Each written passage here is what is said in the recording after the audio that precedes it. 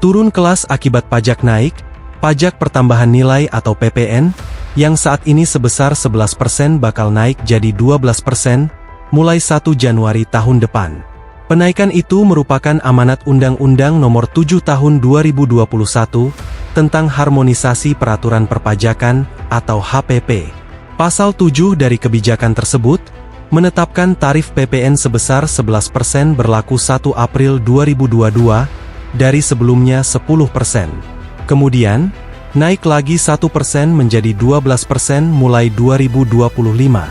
Undang-undang yang dibuat di masa pandemi COVID-19, itu menutup episode PPN 10%, yang sudah berlangsung puluhan tahun lamanya, tepatnya sejak Undang-Undang Nomor 8, Tahun 1983 mulai berlaku. Dalam undang-undang itu, besaran tarif PPN ditetapkan maksimal 10%.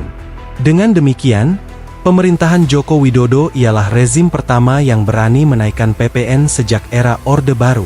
Tarif baru itu pula yang akan dijalankan pemerintahan yang baru nanti. Jika ekonomi dalam situasi normal, sah-sah saja. Tentunya pemerintah ingin menambah pendapatan negara dengan menaikkan tarif pajak. Namun, akan terjadi sebaliknya jika ekonomi tengah tertekan seperti saat ini, kebijakan itu justru akan mencekik leher masyarakat. Leher masyarakat kian tercekik karena daya beli sejatinya belum sepenuhnya pulih.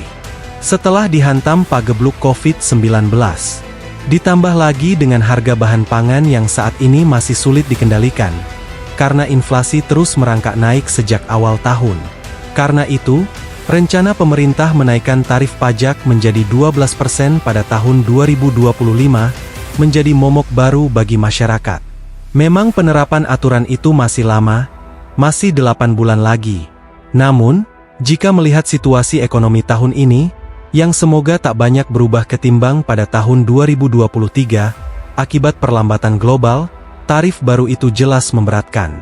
Pasalnya, dalam beberapa bulan ke depan, dapat dipastikan tak ada penambahan aktivitas ekonomi yang bakal mendongkrak pendapatan masyarakat.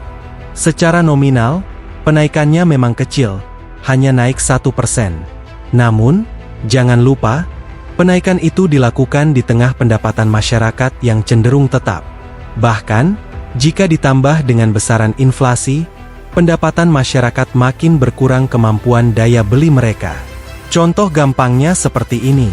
Saat ini, dengan uang 1 juta rupiah dan PPN-nya sebesar 11%, seseorang dapat membeli 9 barang seharga Rp100.000, dengan total PPN Rp99.000. Namun, dengan PPN baru 12% pada tahun depan, uang 1 juta rupiah hanya dapat dibelanjakan untuk 8 barang agar uangnya cukup. Jika tetap ingin membeli 9 barang, ya siap-siap saja tombok.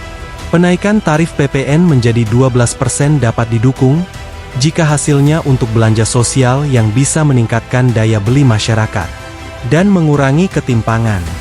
Jika daya beli masyarakat naik, akan mendorong dunia usaha meningkatkan kapasitas produksi mereka. Namun, jika penaikan PPN bertujuan membiayai kebijakan yang tidak terkait dengan peningkatan daya beli dan kesejahteraan rakyat, kondisi ekonomi dipastikan akan semakin sulit. Daya beli masyarakat menengah atas, yang selama ini jadi penopang perekonomian bisa turun. Mereka akan memilih menahan belanja, untuk mengantisipasi dampak kebijakan PPN itu. Dan akhirnya dunia usaha juga yang akan tertekan. Kelompok yang paling berat merasakan dampak penaikan tarif PPN itu ialah kelas menengah ke bawah. Berpenghasilan kisaran 4 juta rupiah sampai 5 juta rupiah per bulan, kelompok itu yang kemungkinan akan mengalami pelemahan daya beli. Berbeda dengan kelompok bawah atau masyarakat miskin, yang menjadi target sasaran kebijakan bantuan sosial atau bansos pemerintah.